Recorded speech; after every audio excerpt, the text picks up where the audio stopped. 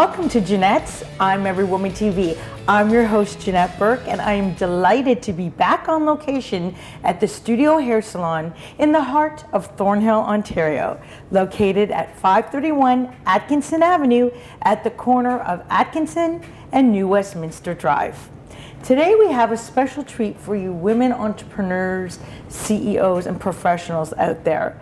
For the first time ever, I bring to you hairstylist RINA GREEN, who has recently joined the Studio family.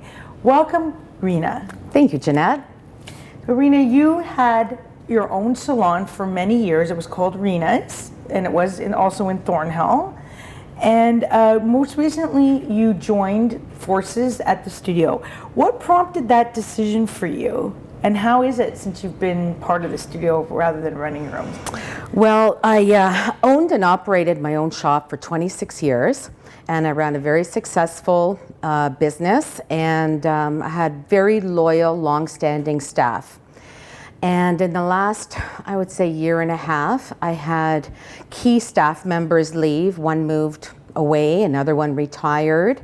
And I just felt that at this stage of my life, I wanted to not have all the burdens of owning my own business. And that's what prompted me to come here to the studio. And I spoke to Joseph. I'd met Joseph many, many years ago. And I decided to bring 2 other staff members. And we joined the studio staff here. And brought a lot of clients, too. Oh, yes. So I have to compliment you because you are an astute businesswoman. And I know that because I remember you from 26 years ago. That's right. I first moved to Toronto, not permanently, but just like a summer student initially.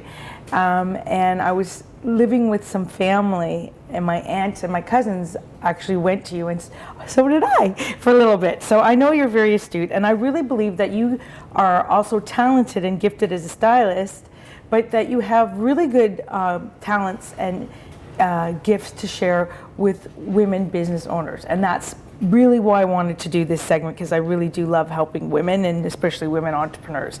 So I'm going to quote something and I want you to comment on it. It is said that all business is show business.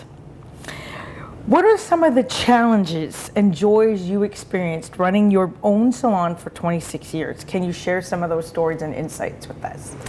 Well, that's for sure. I mean, I was on the 2nd floor. I took an elevator up every morning. And, you know, rain or shine, whether I was happy or sad, I would take a deep breath every morning and say, okay, RINA, it's showtime.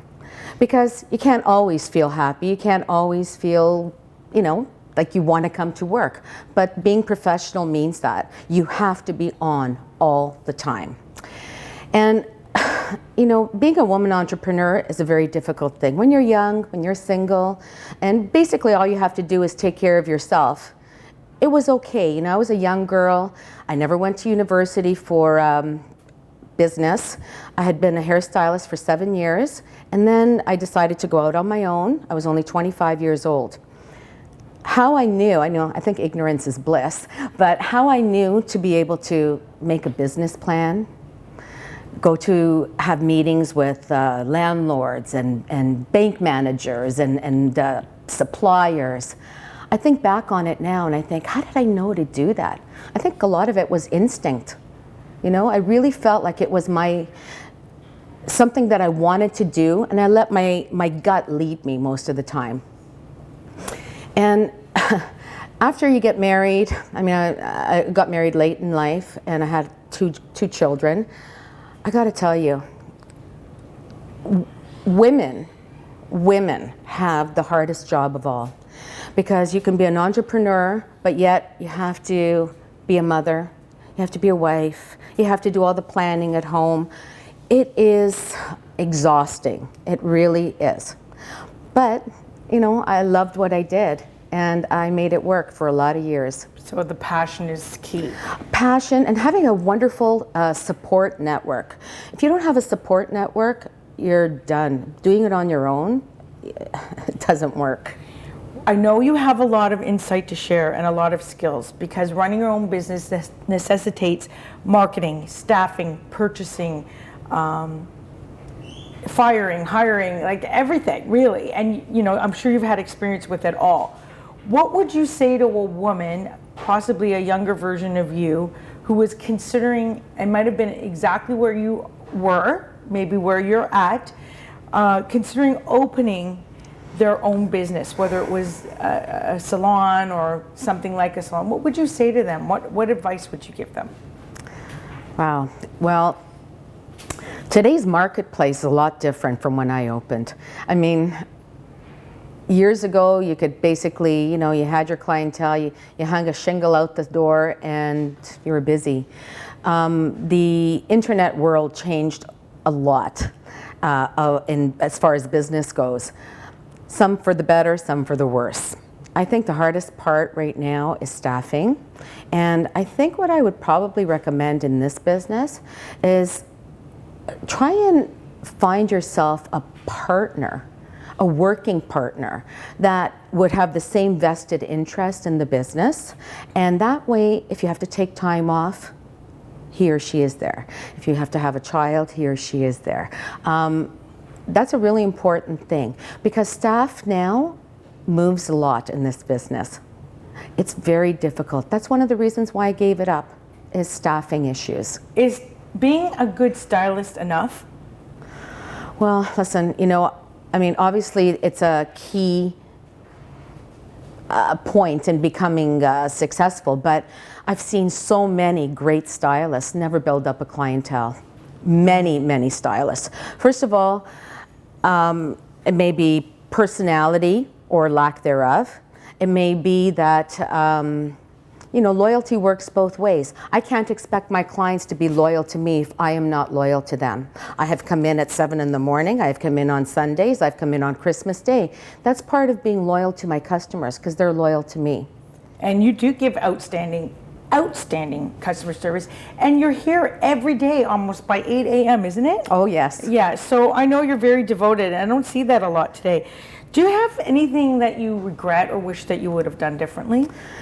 You know, that's a very good question. When I think about my life, and my career life, that is, I don't think I would have done anything any different. It afforded me a phenomenal life. I worked hard, but I can't think of anything I would change, because I had great success, made lots of money, enjoyed my life to the fullest. Okay. I notice something about you always, is that you're always smiling. You always look so well put together. Thank you. You always look like there isn't a care. You know, you're always just so happy all the time. How do you do that? Oh my God. Okay, mission accomplished then. Remember, it's showtime, right? Yeah. Well, I think my genuine love for my work. You can't work as hard as I work if you don't love what you do.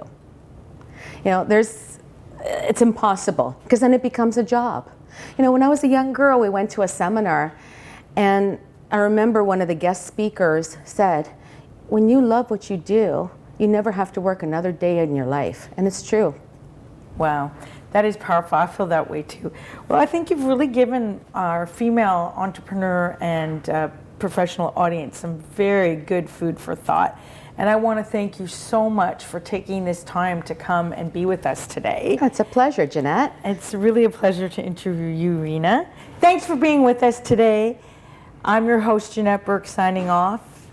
Please remember to like, comment, and share all our posts on Facebook, LinkedIn, Twitter, Pinterest, Google+, Vimeo, YouTube, Tumblr, Instagram, and our new one, Periscope.